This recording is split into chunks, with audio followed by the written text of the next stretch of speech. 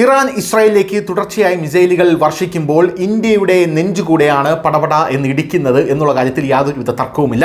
കഴിഞ്ഞ ദിവസം നമ്മൾ കണ്ട ഒരു വാർത്തയാണ്. അതായത് ഇറാൻ മിസൈൽ ഇസ്രായേലിലെ ഹൈഫൈ എന്ന് പറയുന്ന ഒരു പ്രദേശത്തും പതിച്ചിട്ടുണ്ട്. എണ്ണ ശുദ്ധീകരണ അല്ലെങ്കിൽ സംഭരണശാലകളാണ് ഇവിടെ ഉള്ളത് എന്നുള്ളതാണ് പ്രധാനപ്പെട്ട ഒരു കാര്യം. ഇന്ത്യക്കും ഇവിടെ വളരെയധികം താല്പര്യങ്ങളുണ്ട് എന്നുള്ളത് കൊണ്ടാണ് ഇന്ത്യയുടെ നെഞ്ചിടിക്കുന്നത്. പ്രധാനമന്ത്രി നരേന്ദ്രമോദി തന്നെ നേരിട്ട് ഇറാനും ഇസ്രായേലിൻ്റെയും ഇടയിൽ മീഡിയേറ്റ് ചെയ്ത് ഈ പ്രശ്നം അവസാനിപ്പിക്കാമെന്നൊക്കെ അദ്ദേഹം പറയുന്നത്. പക്ഷേ ഇപ്പോൾ G20 ഈ വിഷയം ഉന്നയിച്ച് പരിഹരിക്കാനുള്ള ശ്രമങ്ങൾ നടത്തുകയാണ് നമ്മുടെ രാജ്യമെന്ന് പറയുന്നത്. എന്തായാലും എണ്ണ ശുദ്ധീകരണ സംഭരണശാലയ്ക്ക് കേടുപാടുകൾ സംഭവിച്ചതായിട്ടുള്ള റിപ്പോർട്ടുകൾ പുറത്തു വരുന്നുണ്ട്. ഇസ്രായേൽ ഇറാൻ സംഘർഷം അയവില്ലാതെ തുടരുമ്പോൾ നെഞ്ചത്തടിക്കുന്നത് അദാനി ഗ്രൂപ്പ് കൂടെയാണ് എന്നുള്ളതാണ് വേറൊരു പ്രധാനപ്പെട്ട കാര്യം. ഹൈഫൈ തുറമുഖം $1.2 ബില്യൺ അദാനി പാട്ടത്തിനെടുത്ത ഒരു തുറമുഖമാണ്. 2023 അദാനി ഇത് പാട്ടത്തിനെടുത്തത്.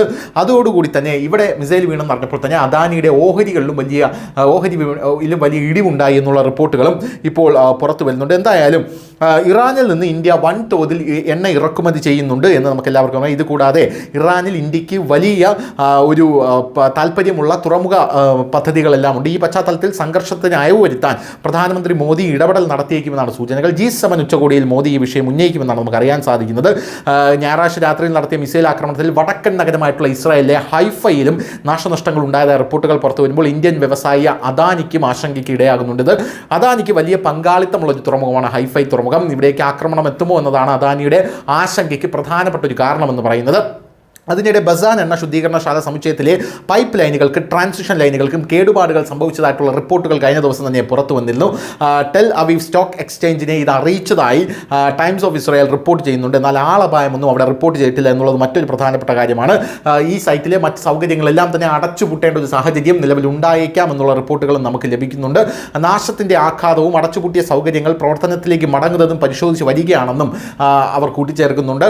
ഹൈഫയിലെ വലിയ പ്രദേശത്ത് ഒറ്റ രാത്രി കൊണ്ട് 40 മിസൈലുകളാണ് പതിച്ചത് എന്നുള്ളതാണ്. അതിലൊന്ന് സമീപ പട്ടണമായിട്ടുള്ള തമ്രയിലെ ഒരു വീട്ടിൽ വീണ് 4 പേർ കൊല്ലപ്പെട്ടതായിട്ടുള്ള റിപ്പോർട്ടുകളും പുറത്തു വരുന്നുണ്ട്. ഇറാൻ ശക്തമായിട്ടുള്ള തിരിച്ചടി തന്നെയാണ് തുടരുന്നത്. എന്തായാലും ഇസ്ഫഹാനിൽ ഇറാൻ പ്രതിരോധ മന്ത്രാലയവുമായി ബന്ധപ്പെട്ട ഒരു കേന്ദ്രം ആക്രമിക്കപ്പെട്ടുവെന്ന റിപ്പോർട്ടുകൾ ലഭിച്ചതായി അൽ ജസീറയും റിപ്പോർട്ട് ചെയ്യുന്നുള്ളൂ. ഷിറാസിലെയും മറ്റിടങ്ങളിലെയും വ്യോമാക്രമണങ്ങളെയും കുറിച്ച് റിപ്പോർട്ടുകൾ ലഭിച്ചുവെന്നും കെർമൻഷാങ്ങിൽ 2 കുതിര വളർത്തൽ കേന്ദ്രങ്ങൾ ഇസ്രായേൽ ആക്രമിച്ചതായും ഇതിൽ 60 കുതിരകൾ ചത്തതായും അൽ ജസീറ പറയുന്നുണ്ട്.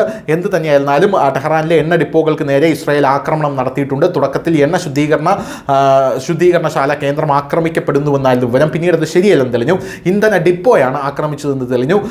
എന്തായാലും സംഭവ സ്ഥലത്ത് നിന്ന് ഇപ്പോഴും പുക ഉയരുന്നുണ്ട് എന്നുള്ള റിപ്പോർട്ടുകളാണ് പുറത്തു വന്നിരിക്കുന്നത്. News desk news India Malayalam.